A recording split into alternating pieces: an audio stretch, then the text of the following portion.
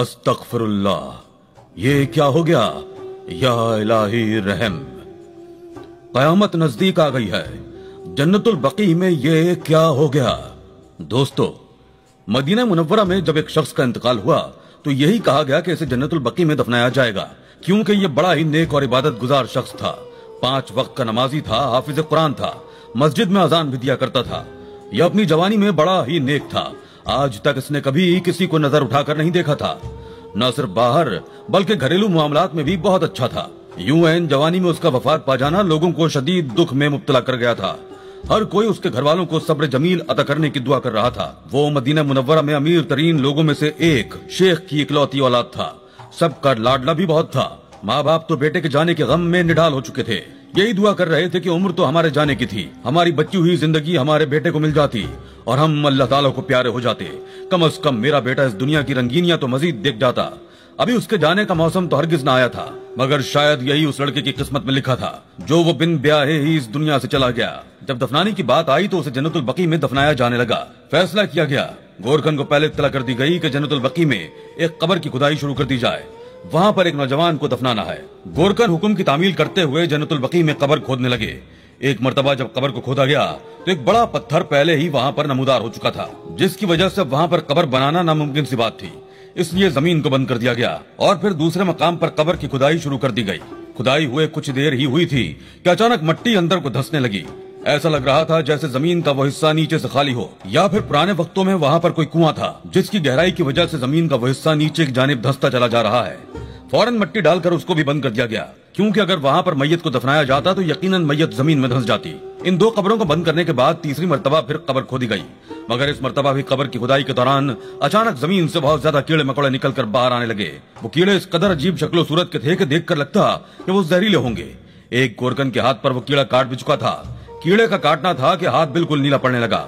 वो गोरकन तो फौरन अस्पताल पहुंचा था, जबकि दूसरे गोरकन ने कब्र की खुदाई के लिए एक और शख्स को बुलवा लिया ताकि कब्र का काम जल्द अज जल्द पूरा हो सके। जैसे तैसे करके चौथी मर्तबा कब्र को खोद दिया गया। वहीं जब इस नौजवान शख्स की मैयत को उठाया जाने लगा तो मैयत हद से ज्यादा ही भारी थी। ताबूत तो जैसे उठाया ही नहीं जा रहा था। कई लोगों के तो पसीने छूट चुके थे। हर एक की जबान पर कलमा शहादत था। सब ने बड़ी हिम्मत जमा करके एक साथ मैयत को उठाया। फिर भी उनके चेहरों से वाज़ेह था कि मैयत कुछ ज्यादा ही भारी हो चुकी है। सबको कहा गया कि वो कलमा शहादत बुलंद से बुलंद आवाज में पढ़ें। ये बात उनके लिए हैरान कुन थी। जिस नौजवान के बारे में कहा जा रहा था कि ये नौजवान बड़ा ही नेक था, इसने आज तक कोई गुनाह नहीं किया था, हर एक के साथ नेकी ही की थी, गरीबों की मदद की थी, फिर इसकी मैयत इस कदर भारी क्यों हो चुकी है? ऐसा लगता था जैसे इसमें कोई इंसानी वजूद नहीं बल्कि पत्थर भर दिए गए हों। जन्नतुल बकी में इस जनाजे को लाया गया था। जैसे ही कब्र में इस शख्स की मैयत को उतारा जाने लगा कि अचानक वहाँ पर जमीन एक पल को लर्जी थी। जमीन का लरजना था कि एक पल को लोग रुक गए। हर कोई इस्तिग़फ़ार और अल्लाह अकबर की सदा बुलंद करने लगा। कहने लगा कि रुको, ज़ल्ज़ला आ रहा है, फिलहाल मैयत को दफनाना रोक दो। 10 मिनट तक इंतजार किया गया। जब लगा कि अब जमीन वापस अपनी हालत में आ चुकी है तो दोबारा उस जनाजे को जैसे ही जमीन में उतारा गया और उस शख्स के लवाहिकीन कब्र से बाहर निकलकर खड़े हुए कि अचानक कब्र की मट्टी एक जानिब से सिरकने लगी। ऐसा लग रहा था जैसे मट्टी अंदर को धंसती चली जा रही हो। ये देखकर उस शख्स के रिश्तेदार गोरकन को घूर कर देखने लगे। कहने लगे कि ये कैसी कब्र की खुदाई की है, कब्र को अंदर से पक्का क्यों नहीं किया? देखो, मट्टी अभी भी एक तरफ से निकलकर मैयत के कफन को मैला कर रही है। अभी वो यही बातें कर रहे थे कि अचानक एक बहुत बड़ा सांप कब्र की एक जानिब से निकलकर बाहर आ गया। वो सांप बहुत मोटा और लंबा था। इतने मोटे और लंबे सांप को देखकर हर कोई खौफजदा हो चुका था। उस शख्स के रिश्तेदार गोरकन को इशारा करने लगे कि फौरन मैयत को कब्र से बाहर निकाला जाए। ये सांप कहां से निकल आया है? दोस्तों, गोरकन भी घबरा चुके थे। उन्होंने तो हाथ खड़े कर दिए कि हमें अपनी जान प्यारी है, इतना बड़ा सांप है, जहरीला है, न जाने ये कहां से निकल आया है। अगर हम मजीद आगे गए तो हमारी जानों को खतरा हो सकता है। हर कोई सरगोशी कर रहा था और वो सांप देखते ही देखते इस मैयत को अपनी लपेट में ले चुका था। सिर्फ इतना ही नहीं, उसने एक पल में उस शख्स को मुकम्मल जकड़कर कब्र से बाहर फेंक दिया। कफन के बंद खुल चुके थे। वो शख्स बाहर गिर चुका था। हर कोई दूर हटकर खड़ा था। फौरन सिक्योरिटी इंचार्ज को बुलवाया गया, जिनके पास फायर गन्स भी मौजूद थी। फायर करके उस सांप को भगाने की कोशिश की जा रही थी। उस लड़के के रिश्तेदार तो कब के वहां से भाग चुके थे। हर एक को अपनी जान की फिक्र थी। वो सांप कितनी गोलियां लगने के बावजूद यूं ही रेंगता हुआ उस मैयत की जानिब आ रहा था। पहले तो इसे सिर्फ एक इत्तेफाक ही समझा गया, क्योंकि हर कोई इस शख्स को बड़ा ही नेक और दीनदार समझ रहा था। मगर धीरे धीरे लोगों के जहन में ये बात आ चुकी थी कि हो ना हो इस शख्स ने यकीनन कोई ना कोई ऐसा गुनाह तो जरूर किया है जिसकी वजह से इस पर अल्लाह ताला की तरफ से ये अजाब नाजिल हुआ है। पहले तो 4 मरतबा कब्र खोदी गई, मैयत कब्र में उतारी गई तो एक बहुत बड़ा सांप कब्र से निकलकर उसे बाहर फेंक चुका था। और अब जब उस सांप को गोलियां मारी जा रही थी तो उसे गोली भी नहीं लग रही थी। ये सांप तो आज तक सिर्फ बाहर ममालिक में ही पाया जाता था। ये समझ में नहीं आ रहा था कि इतना खौफनाक सांप जन्नतुल बकी में आया कैसे था।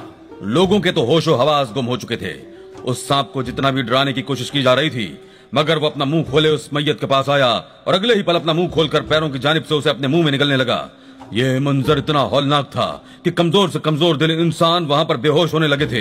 कितने ही लोग तो अपने होश खो बैठे थे, भागकर चिल्लाते हुए वहां से दौड़ लगा चुके थे। मगर अभी भी कई लोग वहां पर मौजूद हौलनाक मंजर को देख रहे थे। जब इस मैयत को सांप निकलता ही चला जा रहा था, कुछ ही देर बाद वो शख्स मुकम्मल तौर पर सांप के मुंह में था। सांप बहुत ज्यादा फूल चुका था। फिर वो सांप रेंगता हुआ जन्नतुल बकी की हुदूद से बाहर गया और बहुत दूर जहां पर बड़े बड़े थैलों में कचरा रखा गया था ताकि उसे मस्जिद नबवी सल्लल्लाहु अलैहि वसल्लम की हुदूद से बाहर फेंका जाए, उस शख्स को वहां फेंक दिया। सारी मुलम्माकारी धरी की धरी रह गई थी।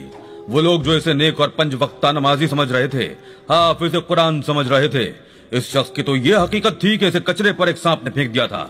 इस शख्स को वहां उगलने के बाद वो सांप कितनी ही देर वहां पर मौजूद रहा, फन फैलाकर बैठा रहा। कचरे की एक जानिब आग भी लगाई गई थी। देखते ही देखते वो आग इस शख्स तक पहुंची और फिर जल्द ही कफन को भी आग लग चुकी थी। वो शख्स देखते ही देखते कचरे पर पड़ा हुआ जल रहा था। जलने की बदबू आसपास फैल रही थी और वो सांप वहां से वापस पलट गया था। वो कहां गया, कहां से आया था, कोई नहीं जानता था। वो शख्स जलकर राख हो चुका था।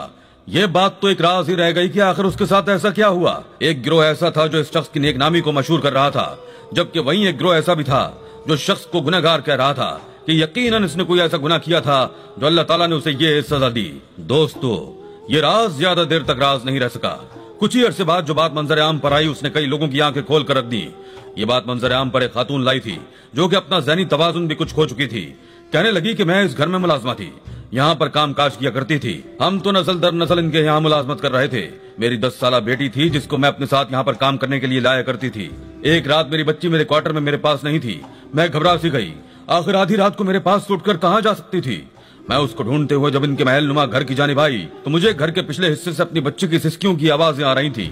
बच्ची को रोता देखकर जब मैं वहां पर पहुंची तो यही शख्स था जो मेरी बच्ची को ज्यादती का निशाना बना चुका था। मेरी बच्ची की हालत बहुत गैर थी।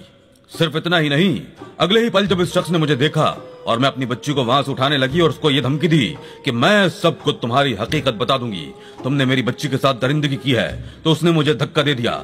वहीं पर मौजूद बिजली की तार उसने मेरी बच्ची के वजूद पर गिरा दी। मेरी बच्ची बिजली के झटकों से तड़प तड़प कर मर चुकी थी।